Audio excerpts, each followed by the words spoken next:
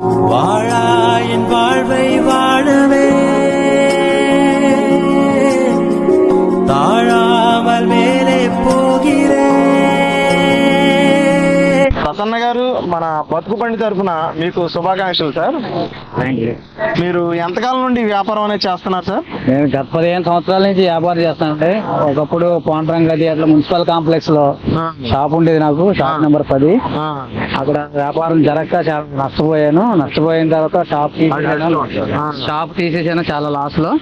తీసేసిన తర్వాత కొంతకాలం రియల్ ఎస్టేట్ వ్యాపారం అంటే బ్రోకర్ మీడియేటింగ్ చేసేవాడిని. అప్పుడు కొంత బాగుండేది.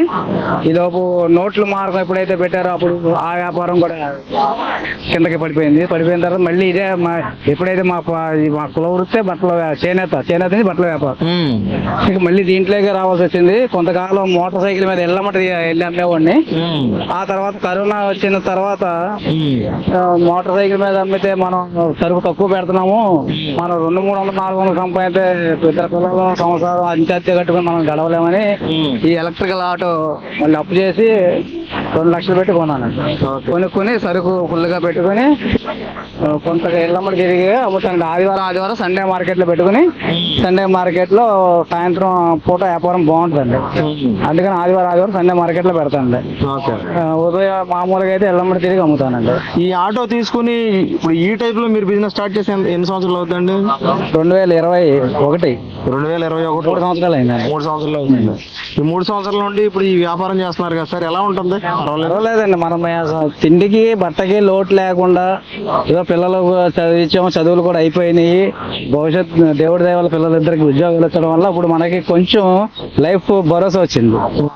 మన తింటాకి సంపాదించుకుంటే చాలు, పిల్లలు దారి అయిపోయారు అన్న ఒక ఆలోచనలోకి వచ్చేసాం.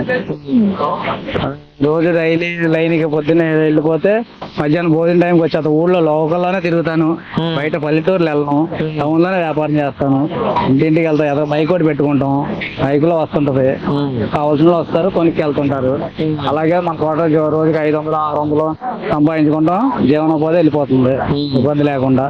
ఏమేమి ఐటమ్స్ ఉంటున్నాయి సార్ మన బండిలో? మన దగ్గర నైటీలు ఉంటాయండి, లంగాలు, డోర్ కర్టెన్లు, pillow covers, bed sheets, towels, లుంగీలు, దుప్పట్లు, షార్ట్లు, టీ షర్ట్లు, డ్రాయర్స్. అలాగా మనకి సరుకు అనుకూలంగా బండికి ఎంత వెయిట్ అయితే వేయాలో అంతవరకు అనుకూలంగా సరుకు పెట్టుకుంటాం. అంటే ఇప్పుడు మనం బయట షాపులతో పోలిస్తే మన దగ్గర కొంచెం రూపాయి తక్కువ ఉంటుంది, చాలా తక్కువ ఉంటుంది. సరుకు అంతా కూడా ఎక్కడ నుండి చేస్తా ఉంటారు సార్? సరుకు ఇప్పుడు కొంత సరుకు లోకల్లో కొంటాం అండి, కొన్ని ఐటమ్ రాజమండ్రిలో కొంటాం, కొన్ని ఐటమ్ ద్వారపూడిలో కొంటాం. హోల్సేల్ షాపులు షాపుల్లోనే లోకల్లో కూడా హోల్సేల్ షాపులు ఉన్నాయి. అంటే ఒకసారి బల్క్ వెళ్ళాలని కొద్ది డబ్బు కావాలి, చిన్న చిన్న వాంటింగ్లు వచ్చినప్పుడు లోకల్ హోల్సేల్కి వెళ్ళి ఐటమ్ కలుపుకుంటాం. లేకపోతే రాజమండ్రి, ద్వారపూడి వెళ్తాం. ఇది కొన్ని ఈ రోడ్ నుంచి వచ్చే ఉంటాయండి, కొన్ని తిరుపూర్ నుంచి వచ్చే ఉంటాయి, రాజమండ్రి నుంచి వచ్చే ఉంటాయి. అలాగే తిరుపూర్ ఐటమ్ అలాంటివన్నీ లోకల్ హోల్సేల్ లోనే కొనుక్కుంటాం. అంటే మన దగ్గర అయిపోయిన ఐటమ్ ను బట్టి ఎక్కడికి వెళ్ళాలనే దాన్ని బట్టి వెళ్తారు. ఇప్పుడు నైటీలు అవి ఉన్నాయనుకోండి, నైటీలు, లంగాలు రాజమండ్రి, ద్వారపూడి.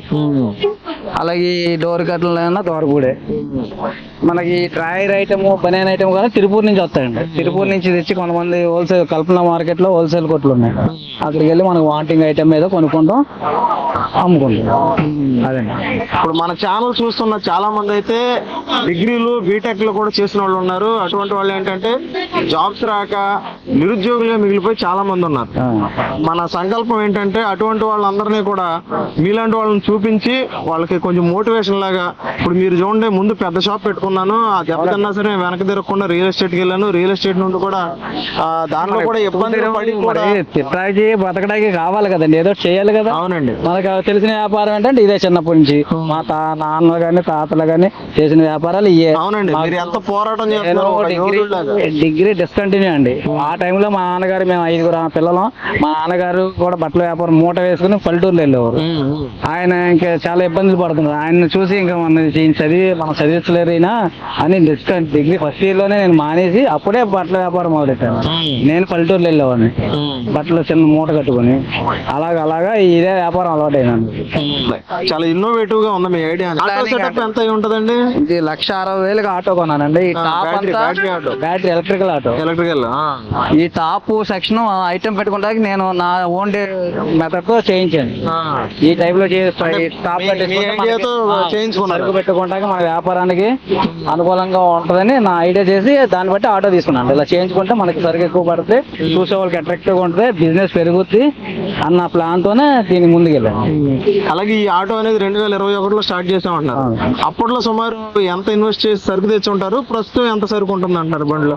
ఇప్పుడు సుమారుగా 2-2.5 లక్షల మధ్యలో ఉంటుంది సార్. ఉంటది.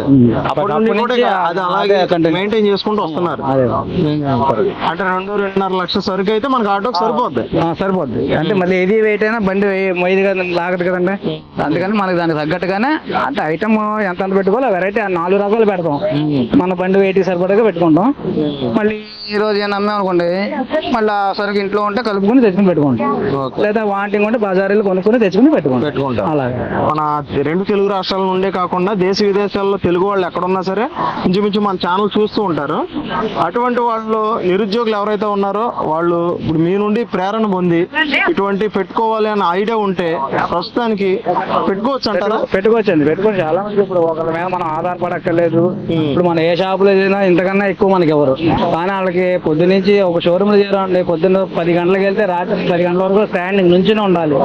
మనకి సెలవు కావాలని చెప్పి మనకి ఏ అనారోగ్యం వచ్చినా వాళ్ళకి చెప్పకుండా సెలవు పెట్టకూడదు. అది మన సొంత వ్యాపారం అనుకోండి, ఈ రోజు మనకి నీరసంగా ఉంది, ఉండిపోదాం ఇంటి దగ్గర, ఎవరికి చెప్పకర్లా. మన వ్యాపారం కదా, అంతే కదా. ఎలాగైనా మన సంపాదించే కూలి పనికి వెళ్ళే డబ్బులు గ్యారంటీగా సంపాదించుకోగలం. కాదంటే ఇండివిజువాలిటీ ఉంటుంది ఇంటిలో. ఒక కూలోడి కింద చేయక్కర్లేదు, ఒకళ్ళ దగ్గర గుమస్తాగా చేయక్కర్లేదు. కొంత పెట్టుబడి పెట్టుకోవాలి మనం. పెట్టుకొని ఇంట్లో చాలా పెద్ద చేసిన మనము కొంచెం పర్లేదు, ఏదో కొద్ది గొప్ప రూపాయి వెనకేసుకున్నాము, పర్వాలేదండి. మన ఫ్యామిలీ మెయింటెనెన్స్ కానీ ఏదైనా మనం కష్టపడ్డదానికి ఫలితం ఉంటుంది. Okay, thank you sir. ఎవరికైనా సరే ఆధారపడక్కర్లేదు, ఉద్యోగం లేదని బాధపడకూడదు. బిజినెస్ బాగుంటే ఉద్యోగస్తుల కన్నా ఎక్కువ సంపాదించవచ్చు. అది కరెక్ట్ అండి. అంటే దాంట్లో ఉన్న టెన్షన్స్ ఇంటిలో ఉండవు ముందు, అంతే కదండి. ఉద్యోగంలో కూడా టెన్షన్స్ ఉన్నాయండి. ఫ్రీగా ఇప్పుడు సాఫ్ట్వేర్ ఉన్నారు, అమ్మాయి సాఫ్ట్వేర్ చాలా స్ట్రెస్ అవుతుంది. ఎందుకమ్మా నీ ఇష్టం, చేతితో చేయలేదు మా ఎలాగ పెళ్లి చేయాలి మేము, నీ ఫ్యూచర్ గురించి చూసుకోవాలి, మీరు స్ట్రెస్ పడొద్దు, చదువుకున్న కష్టపడి బాగా చదివి ఉద్యోగం సంపాదించుకున్నాను, చేయాలనుకుంటే నీ ఇష్టం, లేకపోయినా పెళ్లి చేయాలి అని చెప్పామండి. అన్నిట్లోనూ ఉంటుంది, కష్ట నష్టాలు అన్నిట్లో ఉంటాయి. అవునండి. మనం చేసుకున్న దాన్ని బట్టి ఉంటుంది కదా. అవునండి.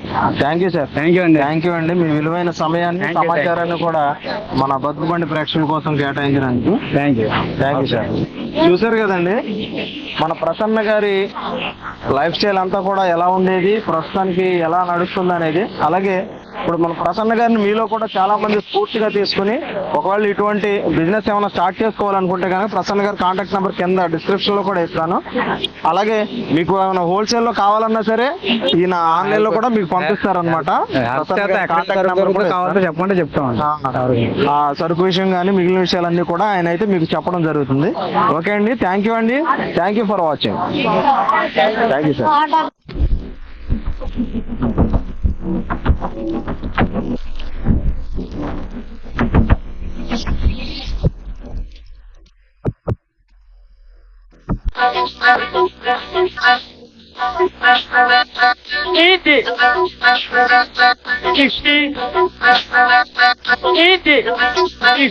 Easy.